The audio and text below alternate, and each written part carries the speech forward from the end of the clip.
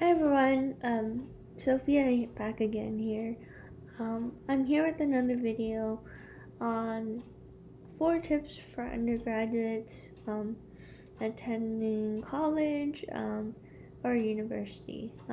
So, being a graduate from UC Santa Barbara, what I can tell you is that there's a lot of things you can do as an incoming student and just a student in general to avoid a lot of the stress, right, that comes with college, and particularly with just getting used to the college environment.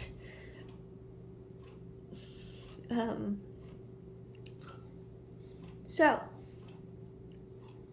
first things first, we're going to talk about the importance of building your resume.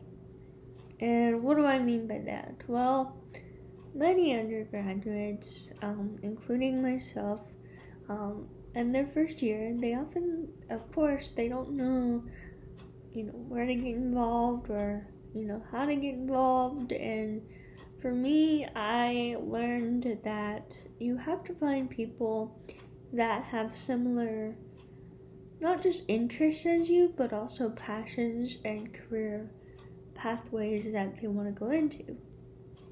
So for me, that just happened to be, disability justice advocacy and advocacy in public education and policy. But for many people, right, it's a diverse variety of things. So I would say that the first tip that I have is to invest in opportunities that will not only be enjoyable and fulfilling socially and emotionally, but also for your line of work in the future. So pick opportunities that are intentional with your time and that you feel that, well, of course, every college student wants to be social and have quote unquote a good time. It's also important that you it's never too late to start thinking about your line of work and what employment and also social opportunities you want to devote your time to, so that you refine your skills and your experience, right? So that's the first.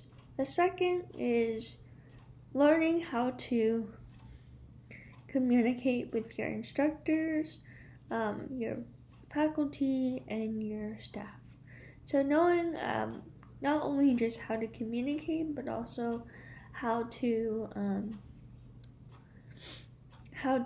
build relationships, strong relationships with your professors, both personally and professionally, will help you definitely in the long run with things like job recommendations, references for your resume, recommendations for grad school, if that's down the road for you, and stuff like that, right? So having connections with your professors, like at UCSB, I was honored to have participated in the sociology honors research program, but you can find many professors, right, who do maybe research that you're interested in or that you would pursue yourself, but you're just an undergrad, right? So think about things like, what kind of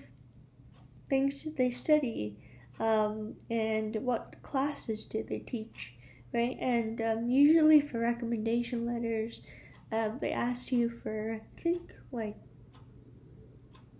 3 to 4 people, and I would always recommend that your professors be, 2 out of the 3, especially if you've taken them, of course, like more than once and you performed well in both of their classes. So having, again, a network of faculty and professors that truly care about your academic as well as your just overall success, and skill building will definitely help you in the future.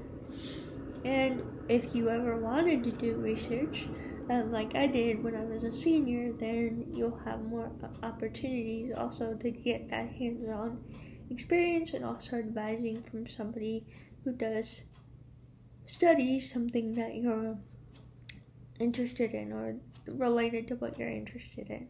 So that's the second tip. The third tip is to visit the physical campus before starting classes. So this is one thing that I think a lot of college students, me included, either didn't have the opportunity to do because of the pandemic, or just didn't really do because, well, we didn't think we were going to have enough time, or we didn't plan for it, right? Or we just are too busy with everything else that we're trying to manage. So being able to set aside time, and I know it's hard, but set aside time to either go with a family member, a loved one, or a friend, to go around the campus, see the resources that are available especially during the summer when it's pretty mellow and there's not a lot of people around. And you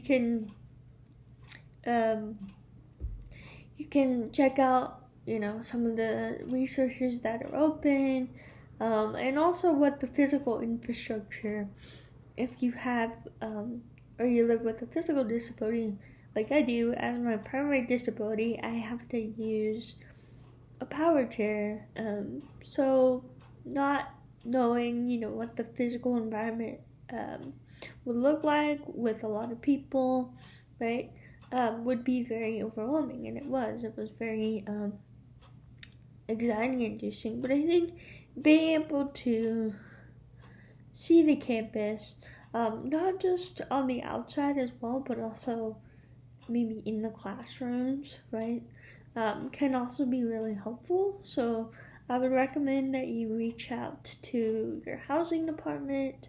Also for living arrangements, being able to see them in advance and plan again with your family members or loved ones, friends, that can help you really kind of establish a routine and establish where you're gonna live and your sense of space, right, and how much time it's gonna take for you to get out the door in the morning. Which for me, I have to budget like about an hour and 15 minutes just to get out the door, right? Which classes, as a side note, for most classes, you preferably want to get there like 30 minutes to an hour early, especially if you're like me and you struggle to find a desk and you have to get out all your stuff, right? So having the space and headspace to be able to plan for that, or where your classes are, where you're gonna sit, and all that. And aside from just maybe your academic access needs, it's important that we also consider the physical space where you're gonna live and where you're gonna learn. So and where you're gonna be living, right, for the next 2 to 4 years. So the last tip that I have is for students who maybe need a little bit more support with employment, and not just that, but getting around campus. So being aware, right, that there are campus resources and job opportunities out there that are already being, available to students, and a lot of these a lot of times the university, because you're not officially enrolled as a student until the fall quarter you start classes, they don't, they're not telling you, right, directly, like, oh, we have this employment opportunity, or oh, we have this um, class, right, that we recommend you take. And so being aware that you can plan in advance for your classes. If you set let's say you set a timer and see how long it takes you to get from class to class, that can also be really helpful. There's stuff like that that can make all the difference, right? Also knowing that there are supports which I can talk about in another video, but there are supports for like living services and stuff like that can definitely help you while you're living with a roommate or by yourself in college. So anyway, but that's just a few of my handy dandy tips in the back of my pocket.